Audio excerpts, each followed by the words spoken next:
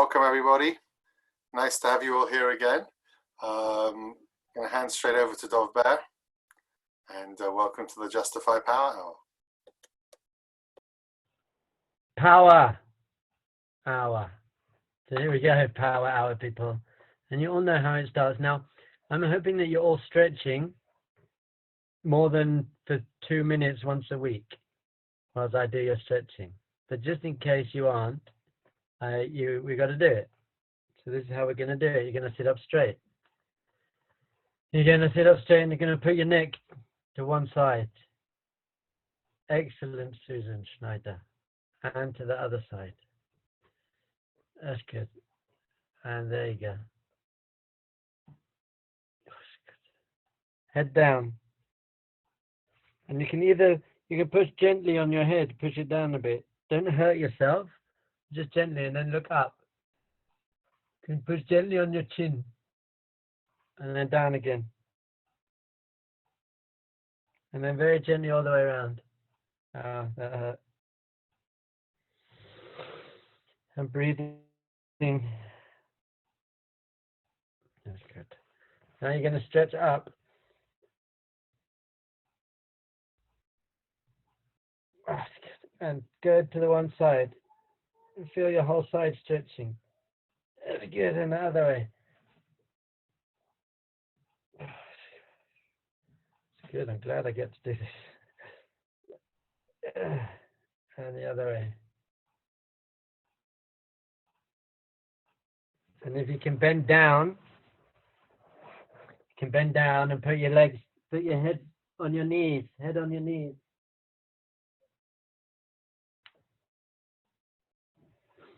And then back.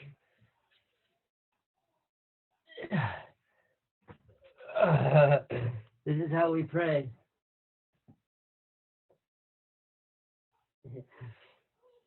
That's good. And just very gently, we're going to go around, opening up your hips.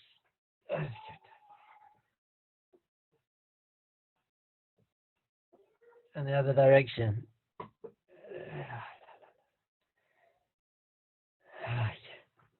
And just twist in your chair. And when you twist in your chair, look over your front shoulder. That's good. Okay. And just, we're doing our shoulders. Round and back. Breathing. And then forward. Good, and back. Okay, so we're going to do some breathing. As we've said, basically every time as an introduction to our meditation, we are caught up in our thoughts most of the time, and thinking is very tiring. And so we have to try and find a space. We're trying to find space in between our thoughts. So this is what we're going to do today. Our idea for today's meditation is going to be lightheartedness. We're going to play a game. We're going to play a game because some people, when they meditate, they crumple their forehead and they're concentrating so hard. I don't want to do that. I just want to be playing a game. So everyone, if you sit up straight, close your eyes. And as usual, we're going to just start by breathing very deeply through our nose.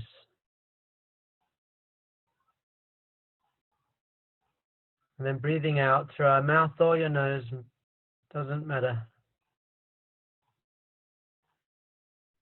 And hopefully once you've been practicing for a little while, as soon as you even start doing this, you feel a familiar sense of calm.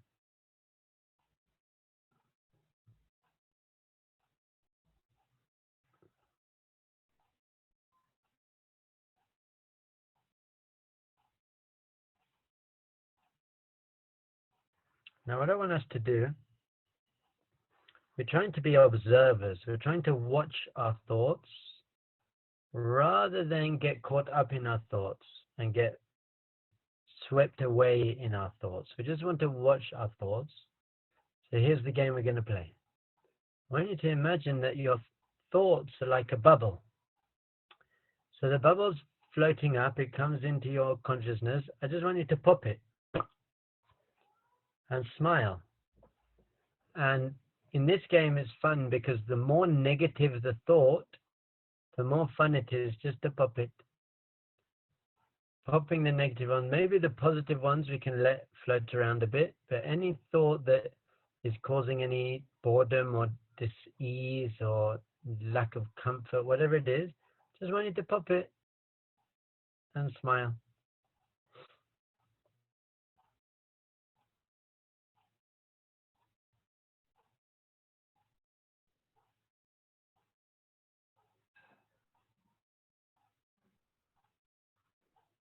And see how quickly you can catch it before it hangs around too long. Just as soon as it enters your consciousness space, just pop, get it, and smile.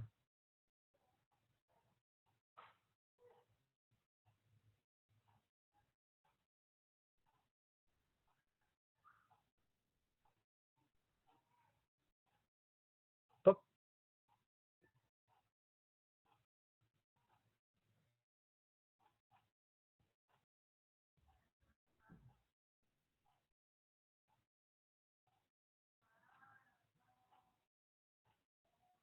Sometimes when you start this practice, you realize your thoughts come a bit slower. When you're taking a step back from your thoughts to just watch your thoughts, then there aren't so many. So it's easier to start noticing when they come in and then just popping them.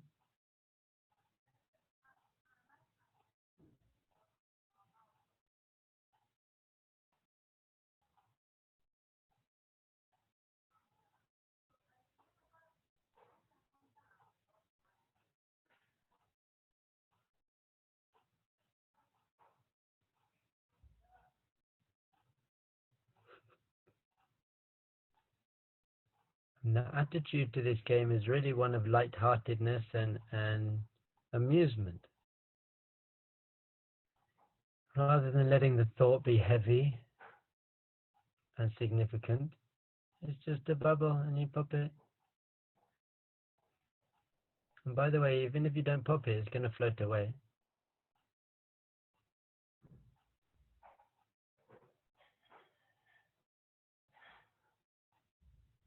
Just breathing very deeply, very slowly, very steadily, smiling as you breathe in, smiling as you breathe out, and just watching very carefully the thoughts to come up and just popping them.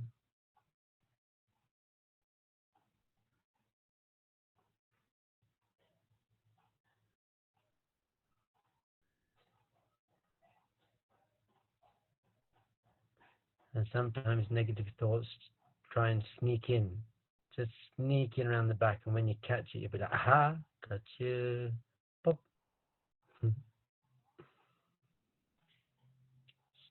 Loosening your neck and shoulders if you feel you need to.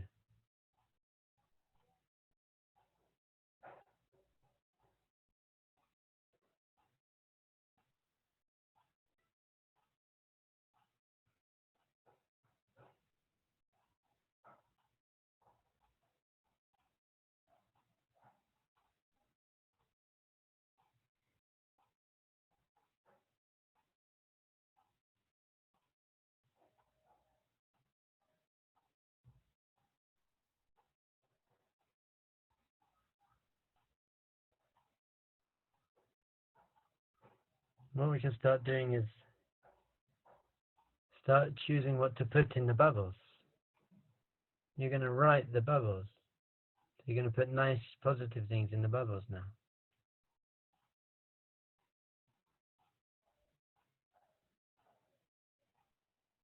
You can imagine you're blowing, you stick the little spoon thing in the bubble and you pull it out and you blow the bubbles. And the bubbles just come out, and these ones are particularly good ones.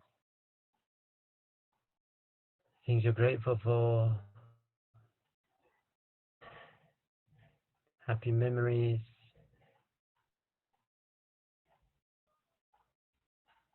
and if your mind tries to sabotage the positive mind, then just pop it, pop those sabotaging negative thoughts, and then refocus on the positive ones.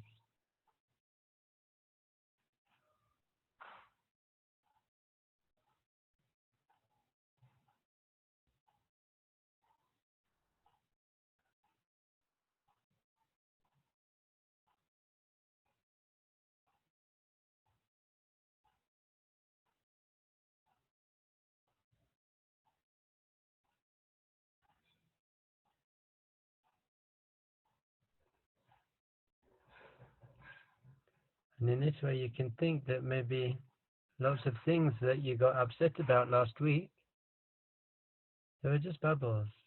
You don't need to get so upset. Now that we can see from hindsight, you're like, okay, it wasn't so bad. I was just caught up in it at the time. So here we're taking a step back, and our intention going into the new week is to catch the bubbles as they arise. It's easy to look back on things and say it wasn't so bad. But we got to be in the moment and be like, okay, it's not so significant. It's a bubble. It's just gonna go past.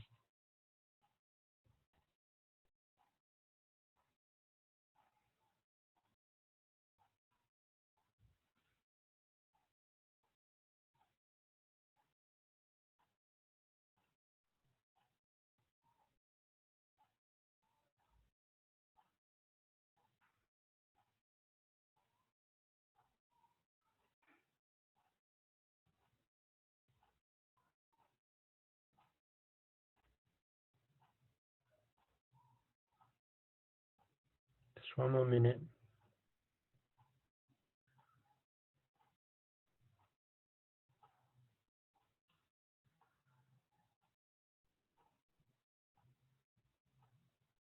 Making positive bubbles, popping negative ones.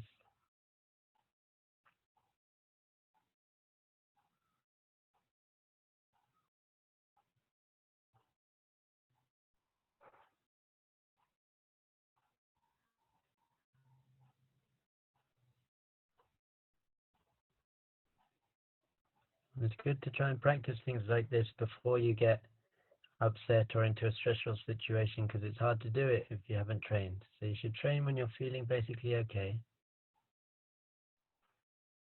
And feeling that you're on top of things and you're just the master. You're the master. You're the bubble master. I am the bubble master. And you can imagine yourself with a superhero's bubble master costume. And when thoughts come, you can pop the bubbles and make good ones. 30 more seconds.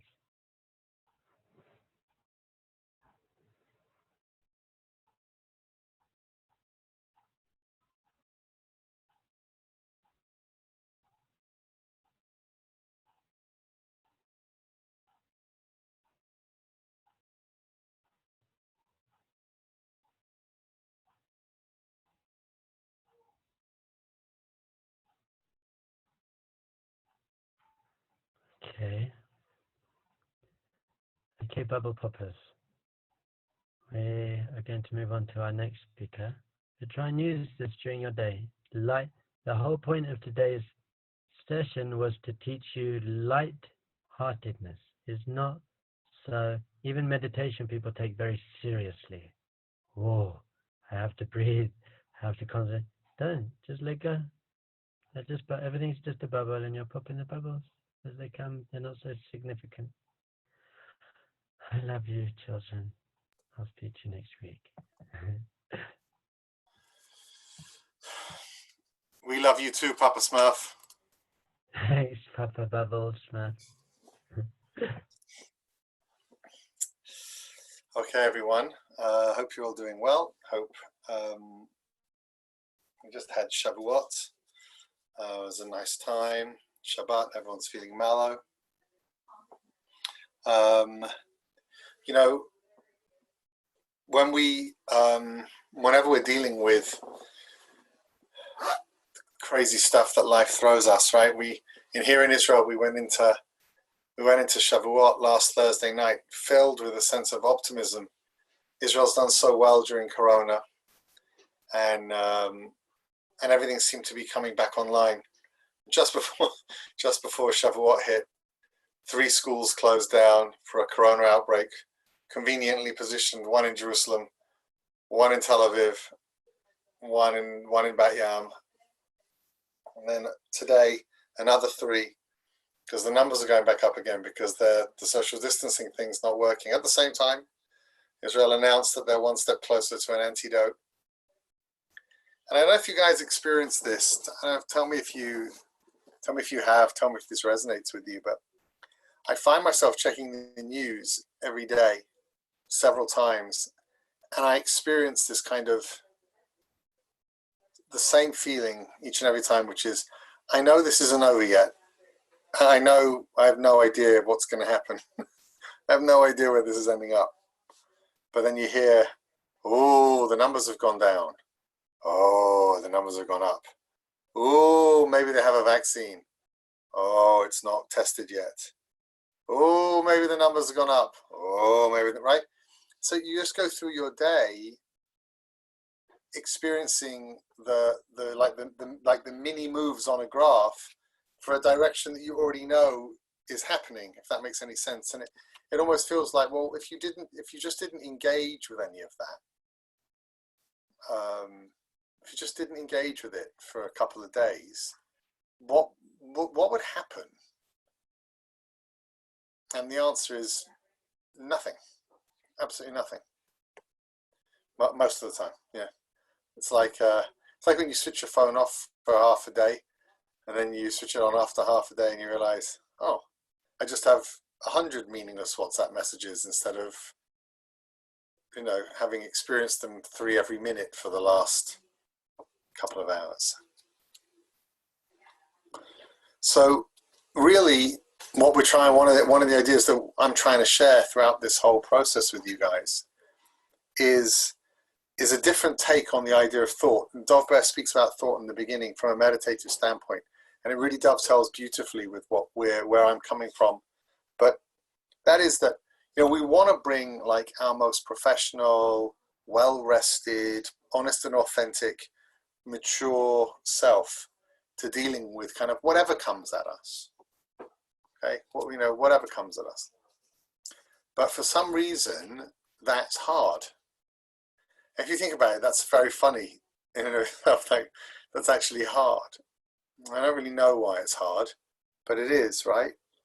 It's kind of hard to remember or hard to access. So I want to ask you guys, I don't know whether you're prepared to work with me in the comments, but I would love it if you would a little bit. And I just want to ask you, why is it hard to bring your, when I say the word professional, I don't mean the pretend part of us. I used to do a lot of interview training for people, and I would say to them, tell me one of your weaknesses.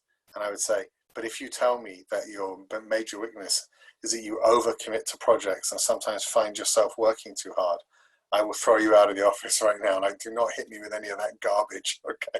I'd like to know one of your weaknesses, please.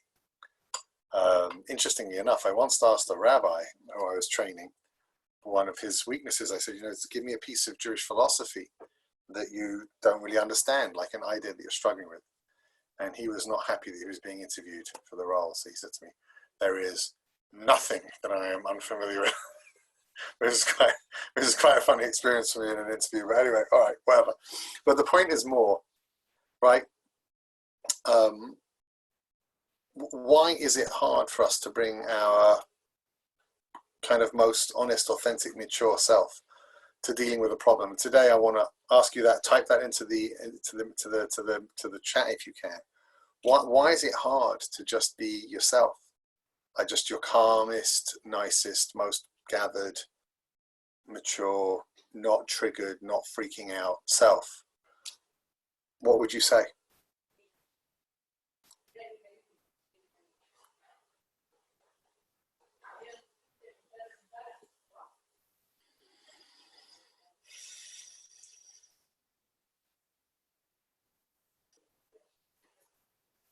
If you're comfy typing something, I'd appreciate it.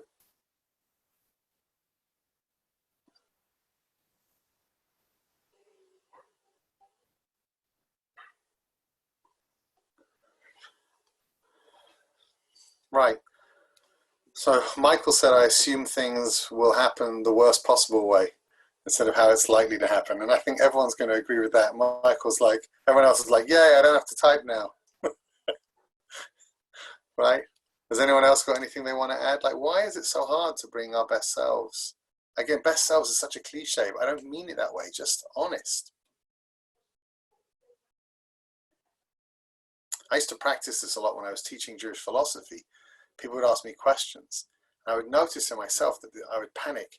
Oh, I better give the best answer, and I better show that I know everything. And instead I just didn't. I just used to say what I thought was the truth, honestly, and risk not saying I don't know, it was great. Yeah, so Aviva says it's hard to recognize when we're triggered, freaking out, not our best in the moment. We need a minute to see ourselves and really look at how we're behaving. Jacob says our instincts are to go with the past, least resistance, great. Fear to be judged negatively. Fear of not being right. Vulnerability, which is scary. It's not always easy to see our best selves. That's also true. That's also true. Anyone else got anything to add? It's all good. It's wonderful answers. Yeah. So the answers are kind of going like that. I'm frightened, and I'm vulnerable. I'm triggered, and I don't recognize it. I can't find it. Right. So, and I feel that those things are both true. In other words, the first is that I can't find it. I'm so kind of knocked sideways by this experience, by whatever's happening. The other is that I'm just worried. I'm just worried. And again, you need to think about it. It's funny. I'm worried, so I bring a weaker part of me to show up into this problem. Right? You see how counterintuitive that is. I'm worried about getting this wrong, so I'm going to bring the part of me that's more likely to get it wrong. I'm worried that I'm going to react inappropriately, so I bring the part of me that's more likely to respond inappropriately. So the discipline that we're talking about over here in the Power Hour, both Dog Bear and myself, is that the discipline that we're looking for over here is to learn how to choose the thinking, or to remember to bring our best selves to our situations. We're not talking about a trick. We're not talking about psychological makeup, pretend. We're just talking about, I have a problem I need to deal with, and I want to bring my best self to that. And I've got this weird process where I end up bringing a weaker part of myself to the process. So then I exacerbate the problem, create more of an issue. So, as I've mentioned a few times in the past, what's weird about the fact that you bring your weaker self is that you're not really used to relating to having the fact that you really have a choice about the way you experience things, or you don't really have a choice to remember your best self or whatever it is, but you really do. And the more you try to step back and wait for the right thought, to step back, Bear says pop the bubbles. Okay, that's great. The more you'll see that this is what really happens, just like that. You can choose a different thought, and you'll literally have a different feeling. But you've got to wait. You've got to have enough belief in self, or belief in this process and how life really works, that you can wait for that feeling of love and connection and confidence to be the way that you're experiencing with the problem. So I wanted today, just in 5 or 6 minutes, I wanted to take a hard situation, a difficult situation, something like a breakup, okay? Something like a breakup, or something like a breakup, or some kind of challenging. Just so make me a bit quieter. I appreciate it. Yeah. Sorry. Take a hard situation like a breakup, or some kind of difficult, like maybe a job ending, or something that you just really don't want to happening. Okay. So now, in your comments, tell me if you're comfortable, and I understand if people aren't. Just tell me, how does that feel? How does it feel when something doesn't go the way that you thought it was going to go, or the way that you wanted it to go? Right, what is the first thought, the first kind of feeling at a breakup, or the end of a job?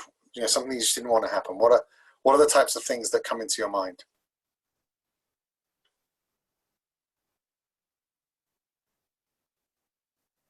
Yeah. Unworthy, failure, I did something wrong.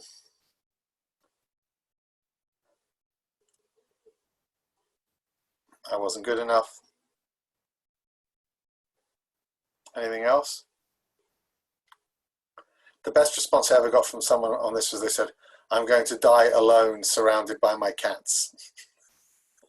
I thought that was a really good one.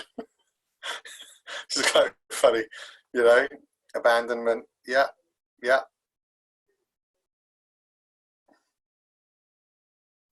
Now the truth is, oh, right, cats are not such a bad thing. I agree. I'm slightly allergic to cats, although I did grow up with them. But I am very allergic to the thought of cats and dying surrounded by them on my own because something bad happened in my day. I don't like that thought. I'm allergic to that thought. But seriously, you know, what's the sensible way, right, to react to a breakup? What's sensible? Mature, best self. What would you say, guys? What's the thought or the way of interacting with it that's centered and calm? Okay, it wasn't meant to be. Whatever else, it wasn't right. Yeah. I learned something from this. Something better will come. Now, can you contrast the difference in these feelings, guys? Yeah? Those are on camera, if you can nod your heads. Those who are not on camera, if you're happy to turn on your cameras, I'd appreciate it, but there's no problem if you don't want to. Can you contrast the difference between those feelings of I've learned something from this, it wasn't meant to be and something better will come, versus I'm a failure, I'm unworthy, what did I do wrong, here come the cats. Whatever it is. Can you guys see the difference and feel the difference? Right? And it's that feeling that we're searching for in all of our interactions. Now, remember, if you did do something wrong, then the feeling that you did something wrong is not going to be a bad thought. You'll feel, I did something wrong here, I need to repair this. But it won't be associated with panic. Right? It won't be associated with panic. A person's got to learn to trust their intuition. They take a step back from the situation and say, what is the best way, the healthiest way for me to interact with this and for me to feel my way through this? And that could include, I got to fight for this, I did something wrong. That could include that I'm feeling really bad, that I really screwed up. The right thing to do could be to feel to have a sense of mourning. It's allowed. That's legit. There's nothing wrong with that. I need time for this to pass. They're all healthy feelings. There's nothing unhealthy about it. The things that we're looking to try and avoid, like the kind of panic-filled, crazed feelings that just leave you smashed to pieces and kind of unable to really be yourself, if that makes any sense. To be balanced, to be solid, right? So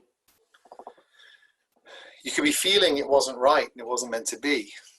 But you could also be feeling abandonment. I did something wrong. I'm not good enough. I'm such a failure. I'm unworthy. It's never going to work out for me. Both of those things are feelings you're going to feel at a moment of a breakup or at the end of a job or at the end of something, a relationship of sorts.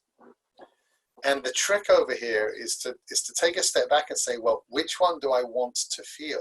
And that's the weird bit for us as Western thinkers.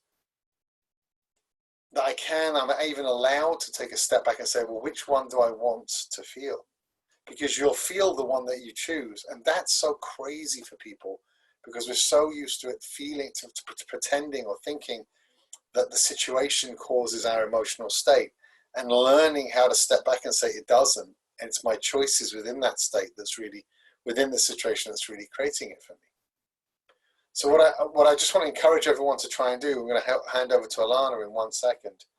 But again, during this week, I mean, hopefully no one's going to go through a breakup and hopefully no one's going to have any bad news or really challenging situations. But I want you to learn to just take a step back and think through your comments here. Okay? You missed the bus. You know what I'm saying? Lockdown's been extended for another week. You know, whatever it is, like we're just crushing difficult moments. Take a step back and say, okay, well, here's my list of bad thoughts. I'm unworthy, I'm garbage, I'm failure, or variations of that, versus that it'll be okay, and I've learned something from this, and it's another step forward in life's journey.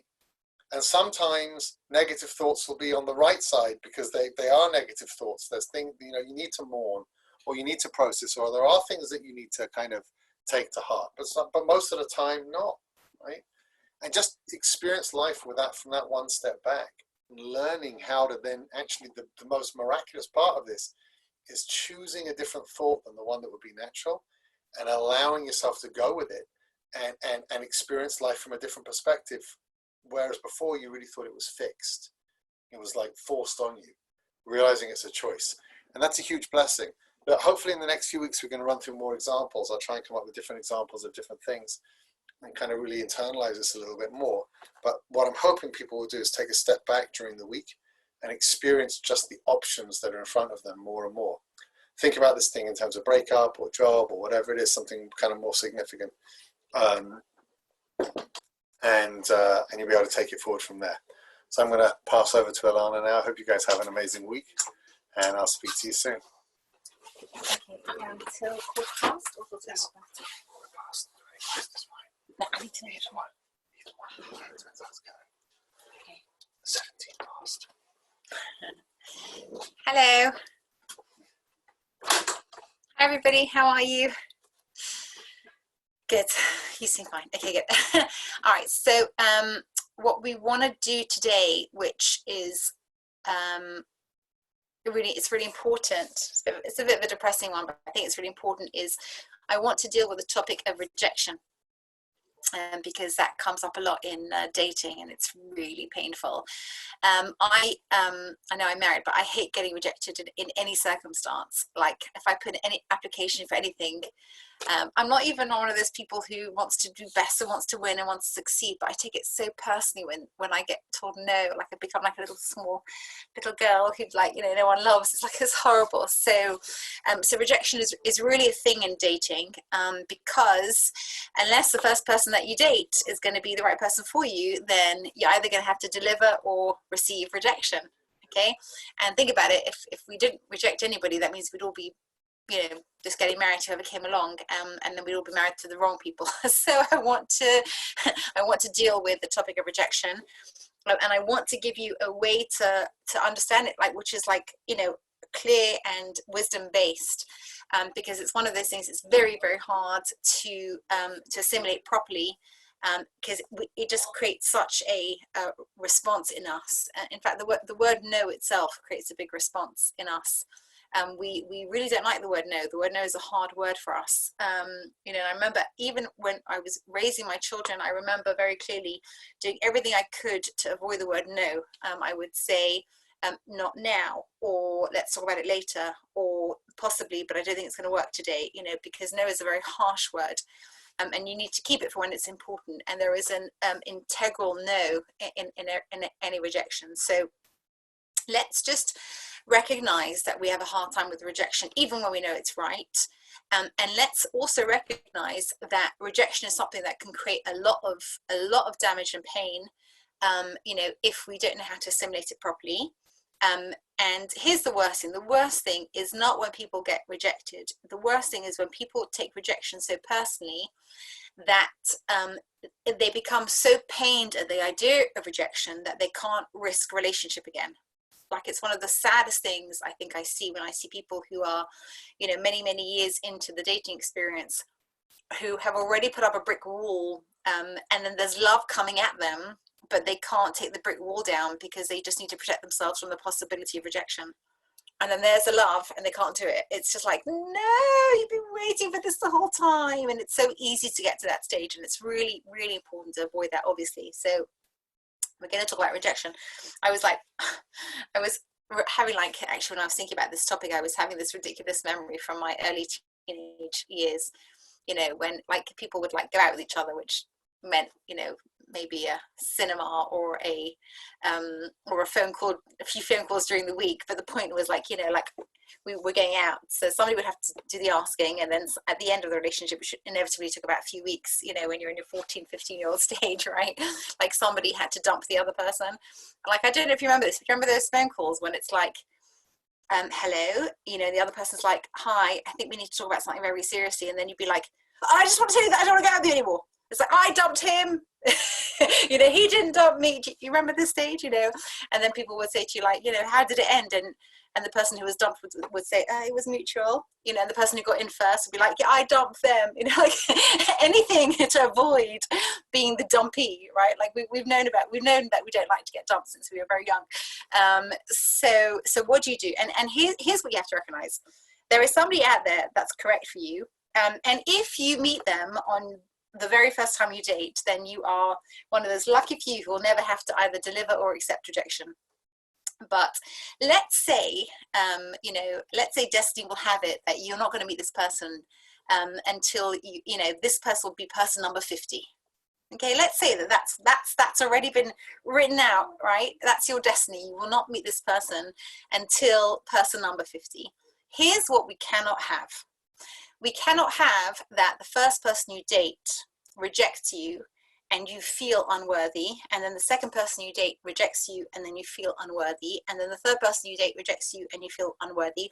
By the fourth person, you're already gearing yourself up to feeling unworthy because you just already feel 3 times accumulation of unworthy, and by the time you're on date 49, you're broken in half. We cannot have that because number 50 is going to be the right one, right? So we've got to have you in a good state for when you meet this person. You've got to be open and you've got to believe that good things happen to you, and you've got to send out positive vibes. Like I said, you don't want to scare somebody off because your vibes are so you know, self-defeating at this point in time. So this is how we're going to understand rejection. It's very natural for us to hear, I don't think we should carry on, I don't think this is going to work, and for us to feel the following: wow, I'm just not worthy enough. Okay, that's the feeling that we naturally feel. This person doesn't want me, I'm not worthy enough. And we need to consciously replace that for this person and I are not suitable for each other. It's not a rejection of me and my worth, it's a rejection of our compatibility. And that's very key, because it could be that you and I aren't right for each other. That doesn't reflect badly on my worth, my value, my ability to be loved, or the chances of me finding somebody in the future. But if, when you say no to me, I take that to mean that there's something wrong with me, I'm not worthy enough, I'm putting up another wall in my ability to be loved. And that's going to be extremely dangerous. I remember, and you'll all understand what I mean by this, but I had, when I was in like my most unsociable years as a young mum, meaning I was just like totally busy with kids who needed things all the time because they were all very little and covered in like children's stains. You can use imagination. They don't look nice or smell nice, they're gross, right? And just a complete mess, and never, you know, like just like I had this friend who was single, and she would hang out with me a lot, and at one point I'm like, get a life, like I'm the most boring person on the planet to hang out with. I'm like, I'm always changing a nappy or like getting a bottle ready, like go get some friends. And she said to me, I've hit that stage where my friends are getting bitter and I really want to get married, so I need to hang out with happy people. So she said, I know you're not a great person to hang out with in terms of like, you know, how it looks like on my CV for my social, but you're a happy person and I need to hang out with happy people so I don't catch, you know, that feeling of like, it's never going to happen for me, I'm bitter and all the rest of it. Okay, it's part and parcel of it. Some of it is contagious from the people that we hang out with. We have to be careful of that. But much of it is internal. It's very, very, very painful to go through lots of disappointments. But it's much more painful if you interpret each one of those disappointments as there is something intrinsically wrong with me. Again, you do not know how many people you will date until you meet the right person. Each experience has something to offer you. If you walk in with the subconscious message to yourself of, if I'm worthy, they're going to want to marry me, and if I'm not, this is not going to work, then when it doesn't work, you walk out with a message of, oh, I guess I'm not. And every so often you manage to like be the person to dump, and then you feel really bad about it because now and then you just feel guilt, and then we get into such negative spirals. I learned a really beautiful lesson from somebody that I set up once. I set them up on a date and it didn't work out. And he said, can I meet with you after the date, after, you know, the whole thing was over? And I said, sure. And he said, like, can you give me some criticism, please? I said, what do you mean? You were the perfect gentleman. And he said, no, you don't understand. I went out with this girl and she wasn't my wife. So there was clearly something else for me to learn from her. And I haven't figured out from her what I can learn from it. So I thought I'd ask you, like, what is it that I meant to learn from this experience, you know? And I sat there and I made something up to make him feel better because I didn't have anything useful to say. But what was amazing was that this is what he did, and this is really, really powerful. If I'm dating you, then I am meant to date you. That doesn't mean I'm meant to marry you. If I'm dating you, I'm meant to date you. And since he couldn't figure out why, he was making his efforts to pull out of the experience why. You are a step towards my chuppah, okay? That's what you are when I date you. And if you are not my spouse at the end of it, it doesn't matter because I needed you because you are one step closer to my chuppah, to my meeting the right person. There's something from this experience that I needed. If you are the right person, I'm delighted this didn't work out. I am just as worthy as I was walking in. I just needed the experience of dating you. What is not the case, again, is if I'm worthy, then this is going to work out. And if it doesn't work out, that means something is wrong with me. All it means is that I belong to somebody else and you belong to somebody else. And it's exceptionally important for us to remember that. You walk into an experience with an open heart because you are meant to date that person. Whether you're meant to marry them, well, we will only discover at the end of the dating process. But if you weren't meant to marry them, they came into your life to help you to the next step. And you are just as worthy as when you walked in, whether this is the first date you've ever walked in on, or into, or the 30th, or more. It's irrelevant. Your worth did not go down because you belong to somebody else or they belong to somebody else. By the way, this is also true when we have to reject somebody else. I was telling my kids, I remember like one of my worst dating experiences was when I had to, when I was the one who got the clarity that the guy I was going out with wasn't right for me. It was horrible, you know, because it's hard enough to receive pain. Sometimes it's even worse to deliver pain. And I told my kids the thing that kept me going, it was like, if this wasn't the right person for me, even though they thought it was at the time, and I suddenly had the clarity that it wasn't, that meant that I had a husband that I hadn't met yet, and he had a wife, you know, and I'm like, there's 4 of us. I have to do it for the team. Like, we're all going to marry the wrong people if I marry the wrong one here, like, because you know that there'll be a domino effect where we just all end up marrying the wrong people. Like, I need to do this for the 4 of us, and like I had this image of the 4 of us, right? Me, you, the guy that I was about to dump, who I knew. I got it. We're all going to marry the right people. You know, there is a reality to the fact that we date the people who are wrong for us, and of course, if they're not our spouse, somebody is going to have to tell somebody else this isn't right. But this isn't right for me is a blessing. It's not the same as you are unlovable, unworthy. And we've got to be very conscious and deliberate about the ability to protect ourselves from that feeling of, if they said no, then I'm glitched. No, you're not. You're perfect for somebody else and they're perfect for somebody else. And there was a reason that you met each other.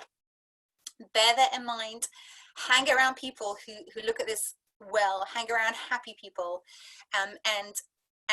and really be conscious of that. And sometimes that means saying it out loud. Leave an experience and say, that was painful, I'm disappointed, I didn't see even though they did, I would have liked that to have worked out. Say all the things that you have to say to yourself, but come out recognizing very deeply and clearly that I was meant to go through that experience, and I'm no less worthy as a result of having had that experience. I'm just enriched by what the experience taught me, and go in with a full heart to the next one, and go in with a lot of belief that, you know, this is a process and we don't know how long it's going to take, but it's going to end in chuppah. You got to walk in there with a lot of confidence there. You got to envision that as you walk in there. And if it's not this one and it's not the next one, that's about my growth process. God doesn't tease us by letting us get married, you know, to the right person at the wrong time.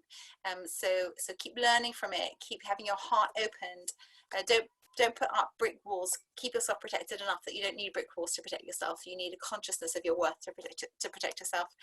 And I do hope that it comes sooner, because sooner is better than later. It's easier, but it will be at its right time. So let's keep learning and keep growing, and feel your own love. Feel your own love. Okay. See you. Passing it on. Thank you, Lana.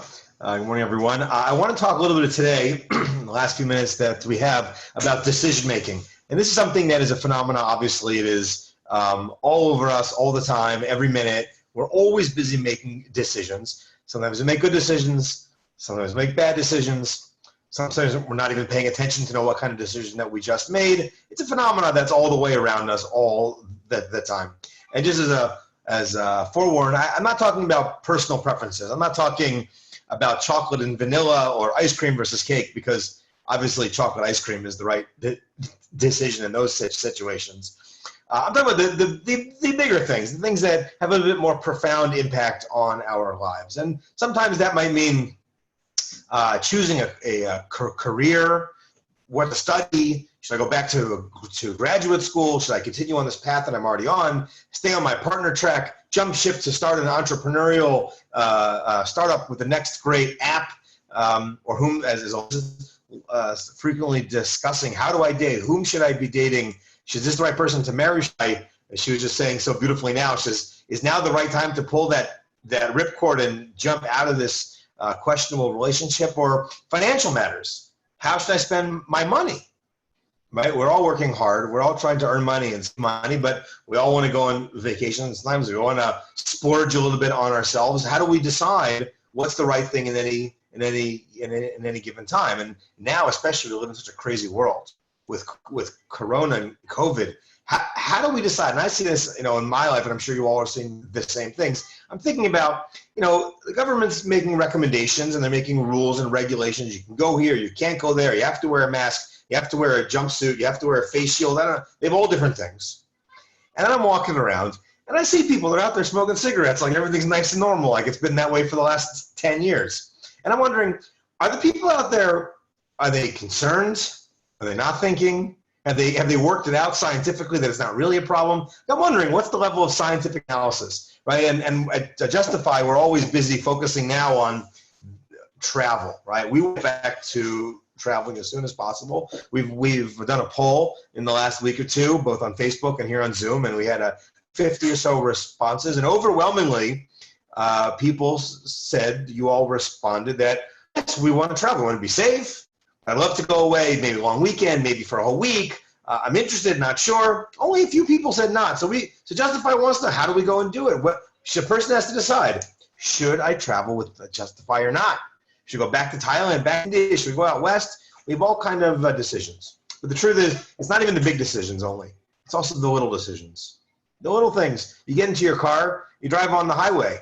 That is a life or death decision. I mean, I happen to live in Israel, where it literally is a life or death decision when you drive on the highway here, many of you know. But even something that we all experience, put on a seatbelt. Should I put a seatbelt on? When I was growing up in the 80s, in the back seat, you know what the back seat was? The back seat was a highway. My brother and I running back and forth while we were literally on the highway. That's how life was. We didn't know about seatbelts in the back seat. That only came much later. It was normal. Now, if you don't put a seatbelt on, the person driving will think you've just come out of some sort of asylum. It doesn't make it. But a person, every time you go in the car, you have to decide, should I put a deep seatbelt on? Or more practical examples. Today's Sunday. You know what today was perfectly designed for, especially if you live in America? In Israel, it's a work day, but if you're living in America or in Europe, Sunday is a perfect day to go exercise. Everybody should be exercising 6 hours a day on Sundays. But what happens? We know what happens. Netflix happens. Xbox happens. Facebook happens. Next thing you know, it's 3 or 4 in the afternoon. All of a sudden, where did my day go, right? So we're constantly making decisions. How are we going to go and do? Or my personal favorite one, not that I'm sure anyone here can relate to this, my personal favorite one, my most fundamental decision is, how many times in the morning should I hit snooze? This is like the most critical question of my morning. Is it a 1 snoozer day? Is it a 3 snoozer day? Right? Some of our fundamental questions and challenges that each one of us is going to wind up facing. So I want to ask a very basic question. When we make a decision, we obviously want to think about what the outcome of that decision is, whether it's something small, like should I hit snooze again or should I jump out of bed, or something big, should I get on a plane now, spend $5,000 and go travel the world in the midst of Corona? How certain do we need to be, and this is the fundamental question that I want to pose, how certain do we need to be in order to make a decision? because life is full of hard decisions. How certain do I have to be? So I'll give you an example, and feel free to comment here on in the chat if you want. You're driving on the highway, but not a regular highway. You're out in the middle of nowhere. You're in the Midwest. You're in the middle of nowhere. You realize your cell phone reception is spotty at best. It's not going well, and all of a sudden your car starts making some noise that you never want to hear your car making. So you immediately pull off the highway. You've got to get it checked out. Your cell phone reception is finished. And you look, sure enough, fortunately for you, at the highway exit, there's two repair shops, one on the right side, one on the left side. How do you decide which one to go to?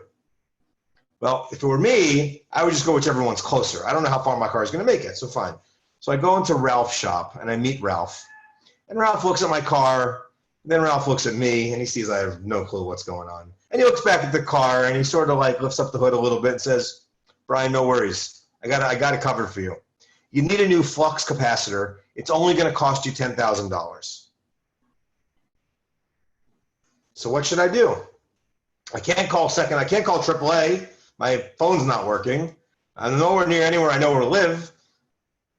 So a thinking person is going to look at this guy and be like, I don't know, $10,000? I don't know. I'll get a second opinion. There's a guy across the street. That seems like a reasonable thing. So I shuttle my car across the street and ask the second guy, Jim, what should I do? He looks at the car, looks at me, looks at the car, looks up and says, no problem, it's a fan belt. $19.95. I'll have you on your way. Okay. So let me ask you, maybe someone can respond here. Do we go with Ralph's $10,000 flux capacitor, or do we go with Jim's $19 fan belt? So I think it's pretty evident that everyone here would say we should go with Jim's fan belt. I mean, what is there even another question? So my question for you is why? Maybe Jim is a thief. Maybe Jim is just thieving $20 off of us. And Ralph is an honest guy. And he says, listen, what can you do? You need a flux capacitor. It costs you $10,000. So everyone's nailing me here and sending me dirty messages. Nice messages saying, of course, what's the big deal? It's $20. It's $20, right? So the decision making is very simple. On one hand, it's very straightforward. Look at the consequences. The consequence of being wrong for $20 isn't so bad, all things considered, right? So maybe the guy's a thief. I'm willing to take the risk. What's $20 in the broad scheme of things, right? But when it comes to $10,000, it's a massive consequence, right? So it's very clear, right? Even though I don't know, it's a very uncertain situation. In fact, I have no way to know. Maybe I could go to Yelp, check some reviews, something like that, but I have no real way of knowing. Even in a very uncertain dilemma, consequence can push me over the edge on one way or another. That's pretty straightforward. What about another example? In our own health, right? We're living in crazy times. People get sick all the time. Most of us, not everybody, but most people we know, you go to the doctor, you tell the doctor the symptoms. Doctor says, okay, go take medicine. Go take a prescription. Okay, most of the people, most of the time, you take the prescription and you get better. But you know what happens a small amount of the time?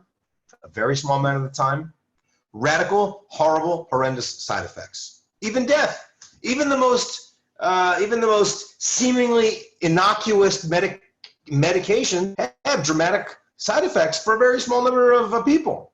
So here, the consequence could be very, very bad for some people. If you never, as a medication you never took before, we don't know. That could be a very significant consequence.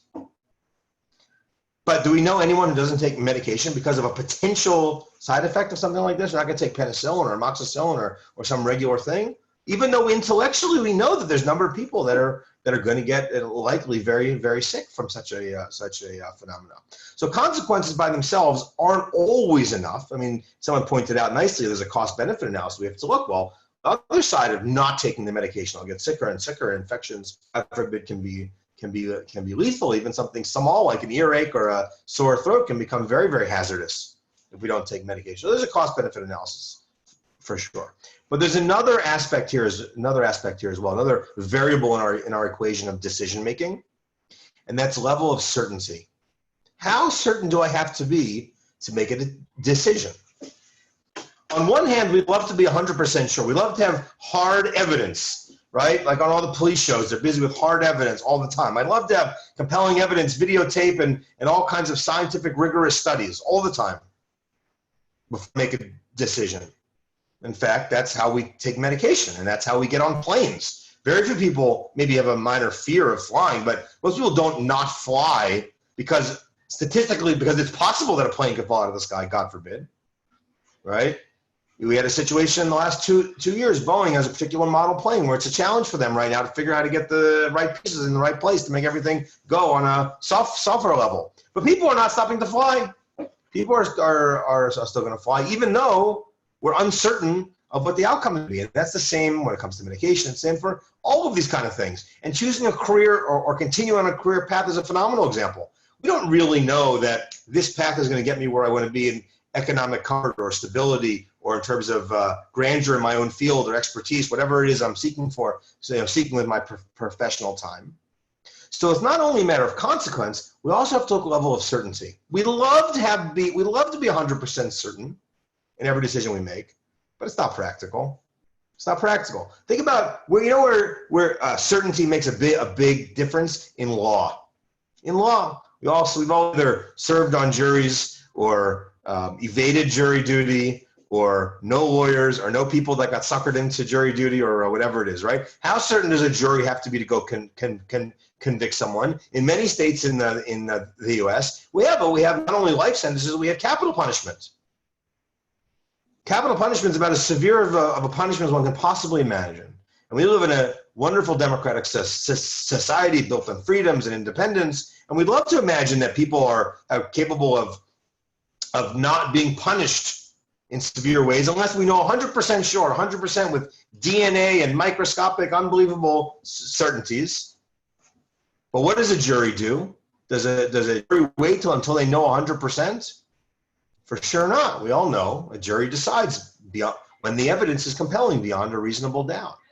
When you think about those words, beyond a reasonable doubt, that's nowhere near 100%. I'm not even sure if it's 80% beyond a reasonable doubt. I don't know how to put an exact number on it. But certainty is a funny thing in decision making. Even in a nice, healthy, democratic, progressive society, we'll put someone to death based on beyond a reasonable doubt. Certainty is a very funny thing. Forget 100% certainty in our own personal lives. In a societal level, we're even willing to accept beyond a reasonable doubt. Of course, there's the other end of the spectrum also, which is, well, I don't really know, but I'll just go with my gut on this one. It just feels good. It feels right. I might as well go with it. In fact, we make many choices, oftentimes from a desperate position. You know, I don't know, I can't think about it. Sure, just give me that one, or I'll just do this, or yeah, I'll take this job, or I'll enter into this relationship, or I won't break up with that guy because the pain on the other side, or whatever the case may be. We oftentimes make decisions without any evidence. Forget beyond a reasonable doubt, and certainly not 100% certainty. We're oftentimes just going with our gut. And I don't know, does our gut make good decisions? I mean, sometimes it does. I eat a little too much sometimes, so it's hard to know if I'm exactly making a good decision. So when it comes to decision making, we have two primary variables in our equation. We have consequences and we have level of certainty. And we know the level of certainty, we'd like it to be 100%, but in real life, it's almost never 100%. That's not how life works. We all know this. We're all stuck in that gray area very frequently. So what are we left with? We're left with not fully certain, but could be maybe mostly certain, sometimes even not at all certain. And on the other variable, we have consequences. When there's dramatic consequences, we make one type of decision. When the consequences are minimal, like $19 from the fan belt guy who maybe is a thief, not a big deal. And in fact, these two things will work together. And I think this is self-evident, really. And when there is dramatic consequences, when it's a life and death decision, when there's $10,000 on the line, when Ralph wants me to pay $10,000 for the Back to the Future flux capacitor, Jacob, then you better be sure, I'm going to be absolutely certain that my $10,000 is going for the right way. I got to be certain. You got to prove it to me. I need Yelp reviews. I need a signed documentation. I need a guarantee. I need I need to be as close on it as possible because the consequences are so high. So certain consequence will work together. On the other side is also true. When the consequences are low, I'm okay with being uncertain. I'm okay. What's it going to cost me? $20. What's a bad date going to cost me? An hour of my time, 2 hours of my time, the cost of a cup of coffee at Starbucks, which is $9 or whatever it is today, right? It's a minimal consequence, minimum certainty. So this is a very basic equation on how decision making works. We're going to put this on pause. We're going to pick it up next week and see there actually is a hidden third variable, which turns the whole equation on its head. Everybody, great week. I'm not sure if Jamie's not popping back in here. He likes to add his last thoughts. I think we lost Jamie today. Okay, everybody, have a great week. Look forward to seeing you next week.